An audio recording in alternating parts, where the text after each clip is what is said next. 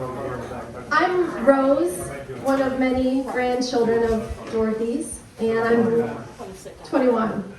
21 grandchildren, one of 21. I'm Larry and Judy's daughter, and I'm your MC for this event.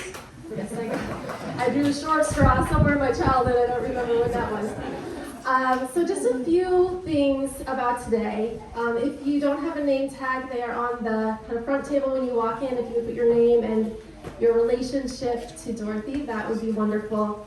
On all of your tables, these are magnets and the QR code, which if you don't know what that means, you take your phone camera and it's like you're taking a picture of this little box in the corner.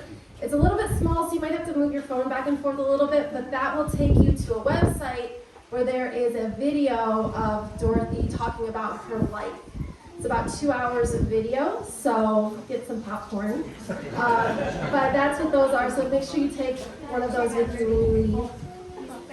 The way things are going to go today, we're going to spend some time just sharing memories. I told them I would be emotional. But that's okay. I'll start it off. We're going to spend some time sharing memories, and then we're going to have food around noon or so. So I know that Helsleys in general are not the type of people that grab the microphone, which is usually a good thing. But today I do encourage you, if you have a memory to share it, because I think a person's life, we only know them like one way. I know my grandma as my grandma, holidays, special events, but if you share a memory that I don't have, then I know her better. So it's not about you being articulate or not emotional or emotional, but it's about sharing memories so that we can all know someone as their whole self. So with that, I will share a little memory of my grandma. It's not so much a memory as a moment where she really inspired me. And most of you know that I have triplets. They're 12 now. But when they were babies, obviously it was very challenging. And, I think when you're a young mother, in those really hard moments, you sometimes think about all the other mothers who have gone through what you've gone through. And you draw strength from knowing like every other woman in the world has had a crying baby at 2 a.m, and if they can do it, you can do it. But when you have 3 of those, your role models are a lot less frequent. So I would be there with those 3 babies and I'd be thinking, man, how am I gonna get through this? I don't know if I can do this. And then I would think, well, my grandma Dorothy had 7 children in about a decade. 8 in about a decade. And 8. That's all right. Hey, that's all right. 8, I stand corrected. 8 in about a decade, and I'm sure at some point there were multiple ones in diapers and cloth diapers, which I didn't have to deal with. And I thought, well, if she can do it, I can do it. So it's like I drew a lot of strength from her, from knowing like, okay, my blood, her blood, I can do this. And I never told her that, but she really did help me a lot in those early years. So that's my memory, my thing to share with all of you today. So, one other point of business. You'll notice the sign in the back, alcoholic beverages are prohibited here. So if you are drinking a beer, it needs to be in a solo cup. That satisfies a lot. Yeah. That is completely legal. We have lawyers here that say that is legal. Okay, so without any further ado, if there's anyone else who would like to share a story, a memory, feel free to come up and do so. I see Uncle Ed. Aunt Norma goes first.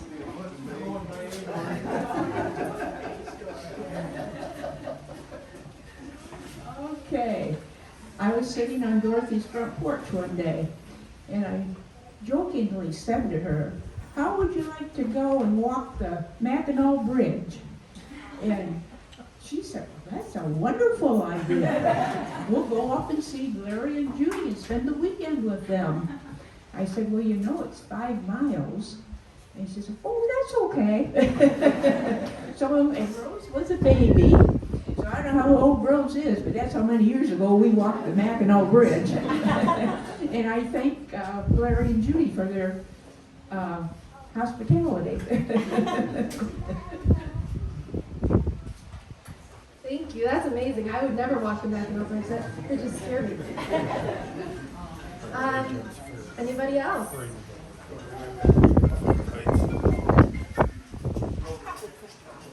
I'm Ed. I think most of you know I'm the little well-balanced child. My memories of Mom, and sister, I didn't think it would be. Yeah, are nothing but fun. It's been mentioned how many kids she had, and I have, when my son there, Jim, was a little baby, he was a little fussy one night, and for the whole week, it seemed like. I mentioned to Mom, she goes, well, good. I said, what do you mean, good?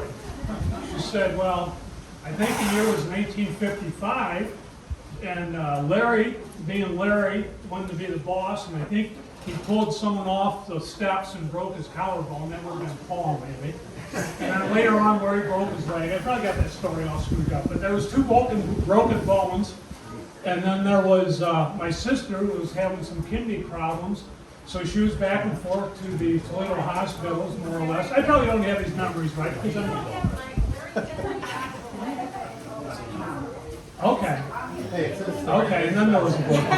Whatever. But nonetheless, going back to my child who's keeping me up at night, she said, Ed, you were the worst baby of the 8. And it's like, wait a minute, my mom's always truthful. How could that be? So the thing that I got thinking about that, and there's a lot of things my mom said that might or might not have been truthful. You know, she said, Larry's always been like that. That can't be right. And she said Paul was her favorite son. Well, that might or might not be true. I thought I was the favorite son, but apparently not. But Paul was a good son to Mom. I know that. Yeah. No. This was about 6 weeks before she died. She said Paul was her favorite son. Yeah, you didn't make the list. She said a lot of things that might or might not have been true. And I'm not sure what patooey is. Judy might know what patooey oil is, but I don't know. But she said Trump was a horse's patooey. That might or might not be true if you know what the definition of patooey is. But Aunt Norma is here, and a lot of the other aunts and uncles aren't. But Mom always said she had a lot of help, which she did, and she even said Uncle Bob helped. And I was thinking, there's no way Uncle Bob was much help. I remember him, he's distracted. I remember Uncle Bob jumping on his swing bike after working at Tony's Bakery and bringing a bunch of donuts about 10 in the morning, because that's about when the bakery shift got off, and bringing the kids a bunch of sugared donuts, and then wrestling with us and leaving. So I guess that was Uncle Bob's helping with the kids. Wrestle with us, throw around the backyard. I think most of us had our cast off. I don't think he ever broke a bone with us. But yeah. Anyways, Mom always was very grateful for family, and always take that with me. And 40 plus years ago, she came down with a little bladder cancer, and she wanted to see our new house first, and I was upset that she had cancer, and she said, I'm going to shrug my shoulders and say, people say, why you, and I'm going to say, why not me? And that helped my wife through leukemia, just that thought.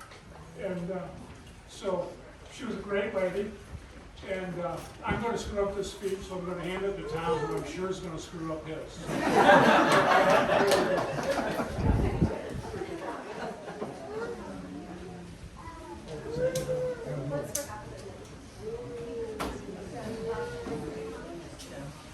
I wrote mine out because I didn't think I could get through it without having it in front of me.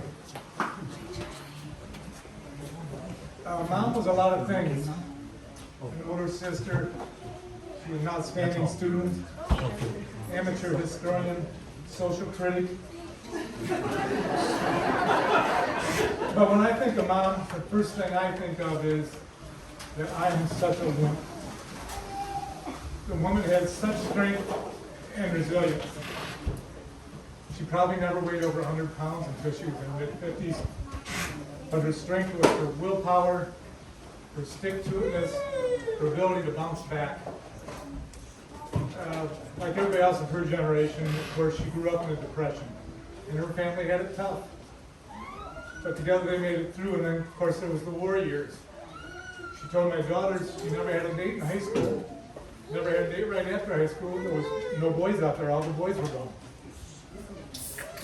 Just this last week was Labor Day. My parents were married on Labor Day in 1948. So that'd be 73 years now. Dad's too often repeated joke was, we were married on Labor Day and we've been laboring ever since. We thought he was funny. Mom's sister Mary didn't always think so. So they were married on September 7th, and 9 months and 3 days later, right on schedule, came Larry. He says he was premature. Approximately 15 months later was Ann, and then 372 days later, that was a close one. Almost had German Catholic twins there, 2 babies born within a year of each other. So then about 5 more babies, every one about 15 months apart. I'll be corrected a little bit on that, but that's the gist of it. Just another baby to care for, and you all know it had to be crazy. It had to be nuts. There was 6 kids in 1 bedroom, 3 sets of bunk beds, kind of like monkeys in a zoo. And then she went to work full time when Steve entered school. So there she is now. She's got 7 kids, the youngest just in kindergarten, and she's working full time. No money to hire any help, of course. She always said she was lucky to have the help of her sister and Dad's sister, Aunt Norma. And I often wonder if they felt so lucky. So there's some child guilt here from me. Mom never had a lot of really nice things. But she saved up, I think it was called S&H green stamps or AMP stamps or something. And she saved them up and put them in stamps in a book and saved them for months, maybe longer, and finally got a nice lamp for the living room. Well, John and I thought that room was made more for wrestling. And you know what happened. So that was one day, my resilient mom that I'm talking about teared up, maybe gave up for a while, temporarily, and she let Dad handle the situation in his own impeccable manner. When she was 96 years ago, she told me she wanted to visit Gettysburg because she'd been there years ago, but she was on vacation with her sister, and she says Mary was a great person to travel with, but when she started heading home, it was like a horse going to barn. You weren't going to stop, but Mary agreed to go to Gettysburg, and Mom said we stayed there 20 minutes.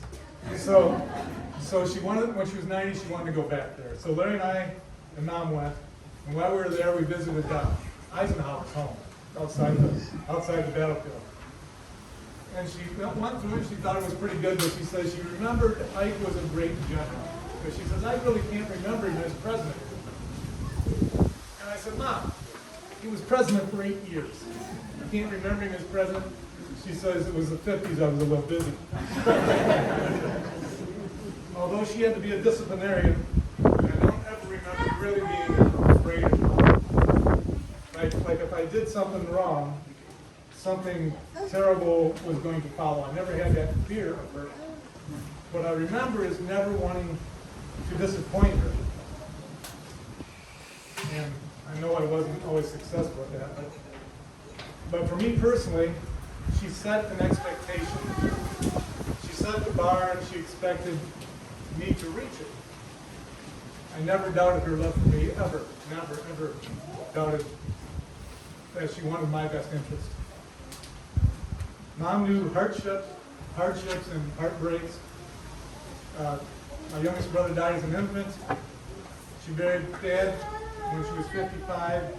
Our brother John died 20 years ago, and she mourned each of them the rest of her life. But she was strong, she bounced back, she would never let sad memories control her life. She always bounced back. Even in old age, she was content, she was strong. As she aged, she did it gracefully. She wouldn't say, oh, I'm happy. She wouldn't dance around, be giddy. But she'd say, I'm content. And she was. She was uncomplicated. She was content, and she made our life easy. She didn't demand. She didn't force things. I just think to the end she thought of us. So, anyway, I'll wrap it up. So to Mom, it was a life well lived, an example for all of us, and a true legacy of a mom's love.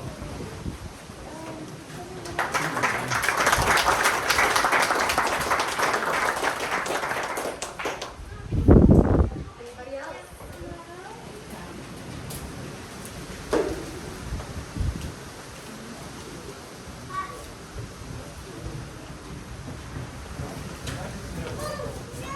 Oh my goodness, there's that number one song on there, Dad.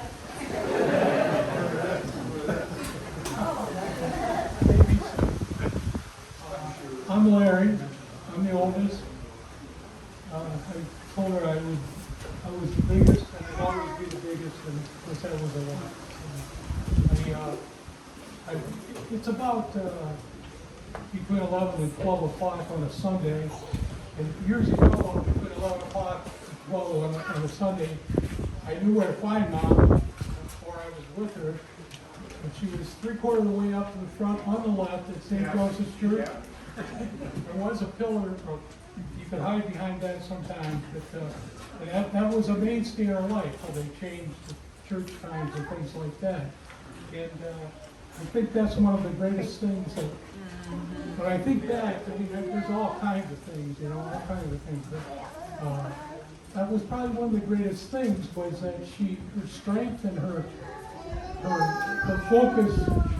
My dad once told me, we had moved out in the country, strength and her focus was through her church and through that school.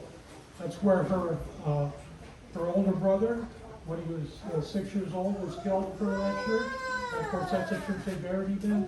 That's the church she married in. That's the church that she worked as a secretary in the school, and in her later years donated her time.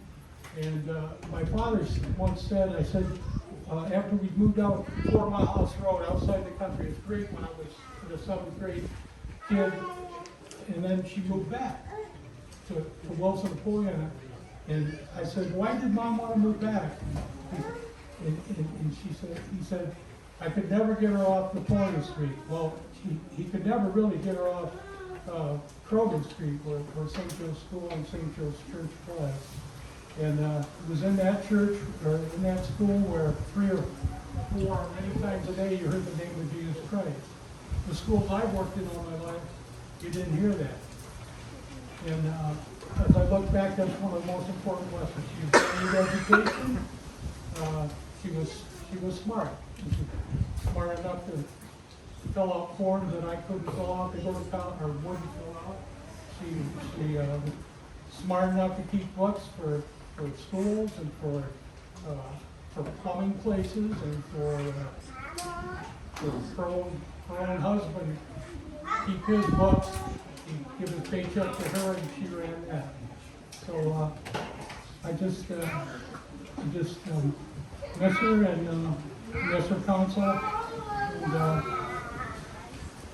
I think she was on a flower base that said the world does not make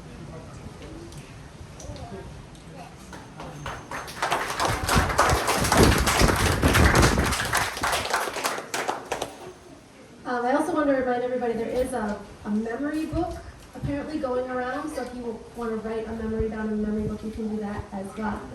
Uncle Bob. I'm Bob, and I'm Dorothy's younger brother, youngest brother, by the way. I don't know that I can give you a whole bunch of stuff. First of all, I'm a Dar, I'm not a Helsley, so this will be short.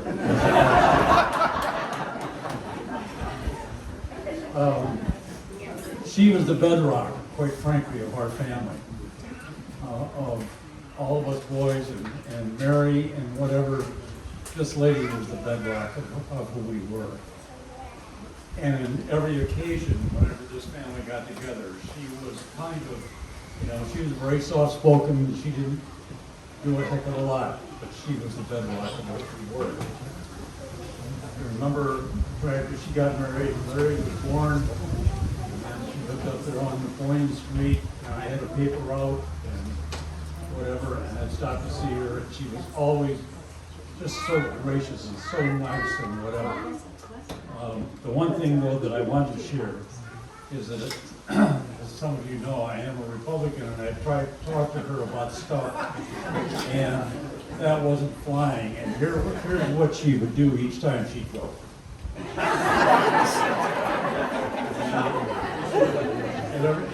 And every time we got together, I'd start something, and I would do. She'd go back. Whatever. But she was a wonderful, wonderful sister, and a real, real proud part of this family. Thank you.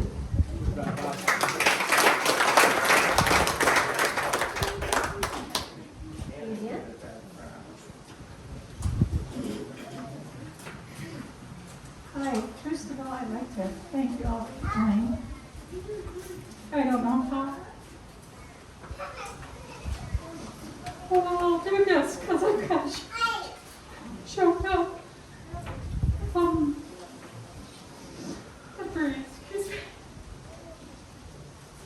My brother's recollections of my mom are a lot different from mine. She's a great mom. At any time,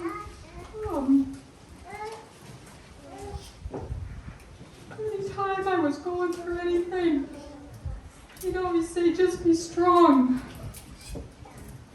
So when I grew up, I thought, I'm going to be strong.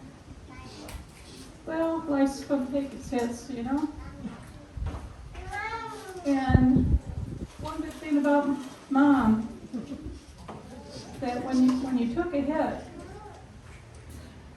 she didn't have to be strong. She could be real. And even when she'd give you advice, she was real. And you might not like it. And it wasn't always the right answer, but she had her own strength that she was going to say her piece. And she did. And she took really good care of us. And I'm very thankful that I had the mom I had. And I wish, like all the grandchildren, I wish you could understand that she wants you guys to be strong too, no matter whatever hits you. You just pick yourself up by your 2 feet and you keep on going, no matter what hits you.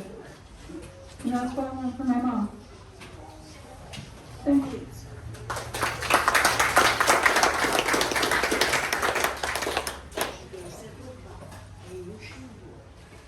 Anyone else?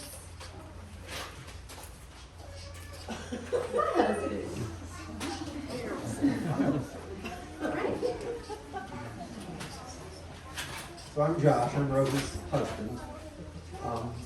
We grew up in Michigan, and then I went to Texas for law school. And because I was dating this girl, I wanted to come back to the Midwest. And so I interviewed at a law firm in Dayton. Didn't think I would get tripped up. Yeah. So in my interview, the toughest one was this gentleman. He was a former paratrooper. He still had the paratrooper haircut. And he gave me the hard question I got every time I came back, which was, you're from Michigan, you're going to school in Texas, why are you coming to Dayton, Ohio? And I said, well, I have a girlfriend whose family's from Ohio. He's like, where? I'm like, Fremont. He's like, what's her last name? And I said, Helsley. And he said, is her grandma's name Dorothy? And I said, yes. And he's like, which one's her dad? I said, Larry. And he had gone to high school at the school where she was the secretary. And I got the job, and I've been there for 17 years. And I'm not sure I ever told her thank you.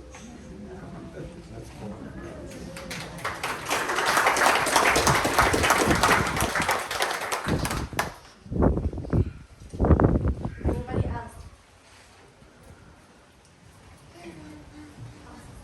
All right. With a baby on the hip. Melissa can't not speak. Hi, everybody. I'm Melissa. This is Maya. And I'm a granddaughter of Dorothy's. My siblings and I would go to my grandma's house before school every day because my parents had to be to work earlier than school started. And Grandma lived right around the corner from school, so we could walk. And I was the youngest. Here, thank you. You should allow this. So when my siblings grew up and they could go earlier to high school with my dad, I stayed behind and stayed with Grandma in the mornings. And so I got a lot of quality time with her. We watched the Today Show every day. And some days we would do puzzles, and some days we'd play dominoes. And some days she would say, I just need a few things from the attic, and that would be my whole time, was getting stuff from the attic. And risking my life to get things from the attic because I scared her up. And so I got to spend a lot of time with her, and I got to know her very well, and I got to hear her opinions on things, and she was just such a delight. Growing up in Fremont with the face that I have, it was obvious what family I belonged to. I couldn't go anywhere. And it was always, some like similarly aged lady would say, you're a Helsley. Whose are you? And then they would tell me how they knew my grandma. And it was always, they're like, oh, she volunteers with me at such and such, or she did this with me, or she babysat me, all sorts of glowing stories about this woman. I was just so proud to be a Helsley, even though it meant I couldn't, well, my cousins got in trouble, but I couldn't get in trouble. I felt like, my face was too obvious and I was gonna get caught before I got home. Which actually, Angela and I got into a fight on a 2-block walk to school, and we came home and my dad said, I heard you guys got in a fight today. And somehow, somebody saw us fighting and knew exactly whose kid we were, and we were in trouble. So, I guess I'm just very, very proud to be her granddaughter, to have, hopefully, elements of her strength and uncomplicated nature and contentment. I think it's a real gift that she gave us, was this example of being calm and steady and honest and forthright with people every day of her life.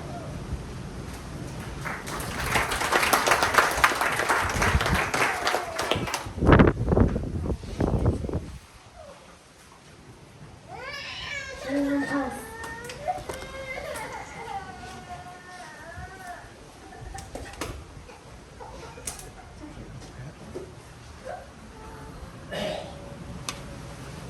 I'm Patrick. I'm the youngest grandson.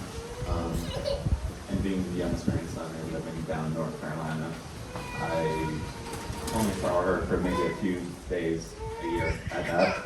I don't have as many quality memories of her as I would like, but something a lot of people said is just kind of her quality. Just sit in the corner and shrug things off, and I've always kind of tried to emulate that. And I'm in a situation that must, kind of Bob is saying, like starting something and this thing. And I've always kind of liked that about her, and that's one of my main memories is her just kind of. It's a nice memory.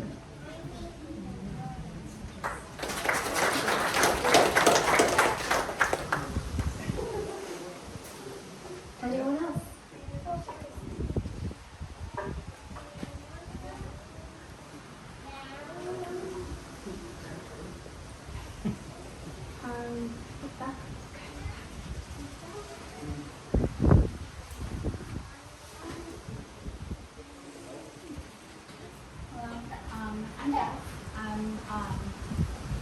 granddaughter, one of the kind of little.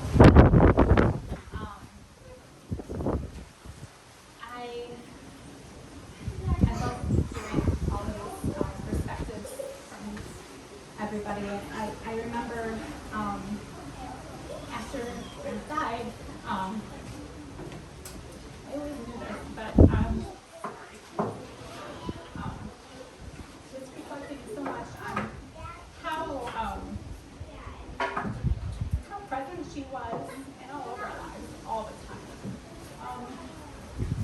You know, I was lucky to live close by to Grandma, and also walked to school with David and Angela and Melissa. And I remember we were always there before school. She was always there. She was very unassuming. I don't remember her ever saying, you need to do this, you need to do this. She just was always just there, just with us, supporting us.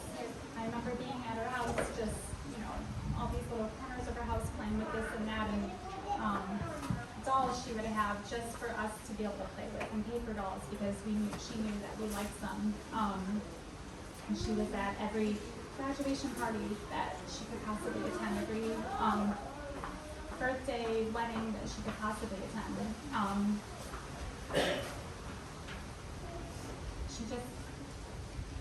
She lived so much. You know, she traveled where? Germany, Hawaii, I think she went to China. She did so much living and giving. After she died, I received a really beautiful card from, many of you know, Kathleen Nally, just another mother of a friend of mine who knew Grandma. And she told me a story that I never knew. Decades ago, there was a woman in the community who needed a place to stay with her 3 children because she was trying to space away from an abusive partner, and her family, her parents wouldn't let her live with them. She didn't have anywhere to go.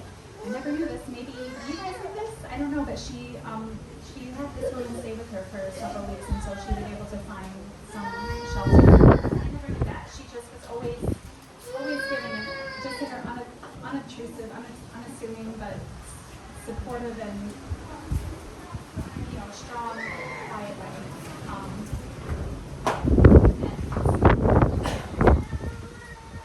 I know that we'll all remember that.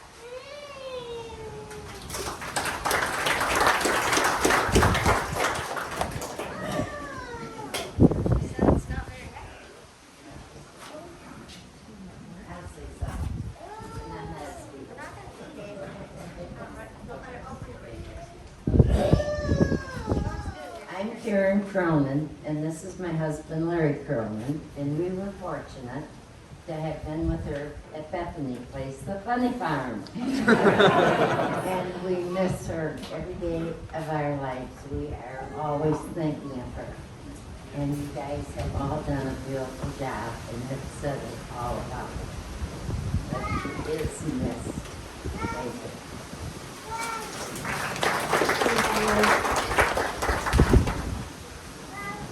I'm Dave's grandson of Dorothy.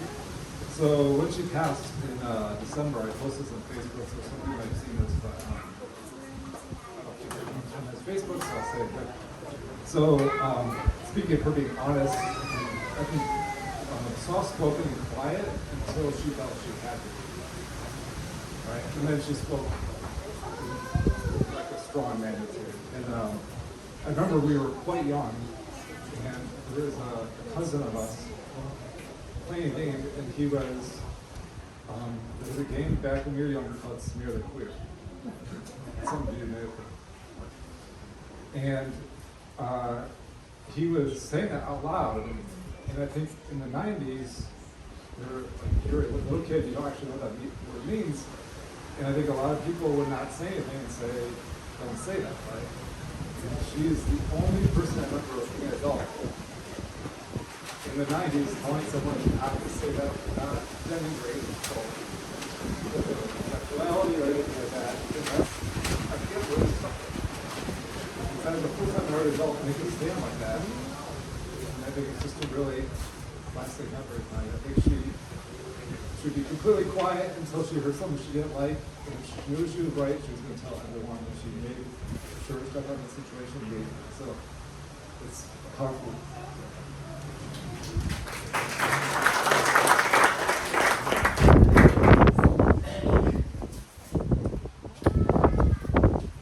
All right. Just take me a minute. Yeah, we've got time. It may take me more than a minute. Okay, that's all right.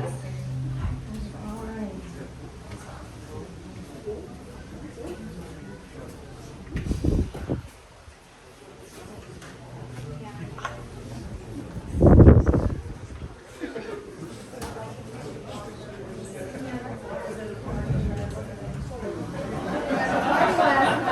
Woo! I want to hear that story too. My name is Virginia Parr. Everybody calls me Ginny. I am a first cousin of Dorothy. My dad and her mother were brother and sister. And she was my good friend, as she was a good friend to most everybody, and certainly to everybody in our family. And I had lots of experiences with her. We traveled together sometimes, and I want to tell you about a couple of things that she did when we were driving together. If I was driving and she saw some oncoming thing that half a block away, she'd go, and she didn't trust my driving. And I finally said, Dorothy, you have to stop that, because I think we're going to get crashed. So she tapered off on that. But one thing she never tapered off on was when we were getting hungry, I'd say, there's a McDonald's right up there, and she said, we're not eating at McDonald's. Okay, we'll find something different. One of my most recent memories of her, and one that I will keep forever, and she had so much of her own extended family that I don't even know whose wedding this was. But I think it was down in the Dayton area, and they had all kinds of events planned. So somebody maybe can help me with this. They were going to go to a baseball game, and they had a couple of parties planned, and who was that? Is it Dave back there? Okay, and so to just holler out some of the events that surrounded your wedding day. Baseball game and a few get-togethers and the cookout the day after.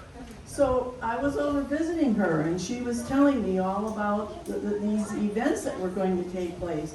And I'm thinking, wow, a Major League Baseball game? Is she going to be able to do that? I wouldn't be able to do that. So I said, so during the baseball game, are you going to stay in the hotel room? And she said, why, no, I'm going to go. And I thought, that's traditional Dorothy. If something was happening, especially something happening with her family, she was going to do it.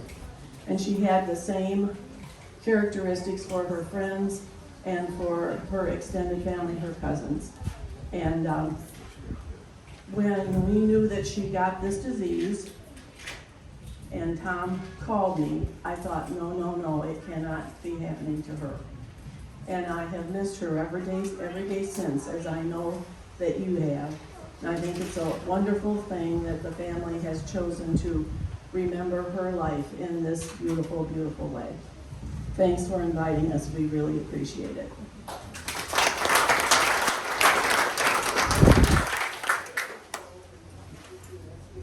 Anyone else?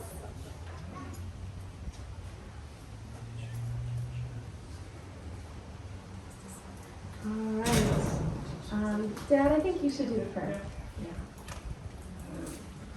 Do a prayer, and then we're going to. You just had a preacher up here, and she could probably have done a better job, but I think I'll revert to the old Catholic grace before meal, which at our house was important. So I'll start. Bless us, O Lord, these thy gifts, which we are about to receive, of Christ our Lord. Amen. Be with Dorothy.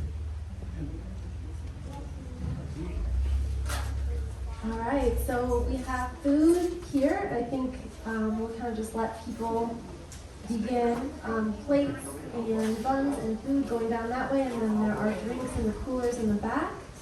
We have, obviously, you know, the slideshow, we have pictures back there, and don't forget to sign the memory book as it comes around. And thank you all so much for coming today. It means a lot.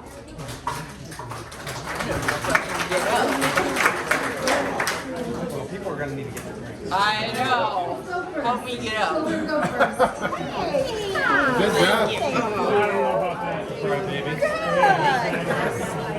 Hey, you need to get a sandwich and beer. I'll probably get some water. Yeah, I just did a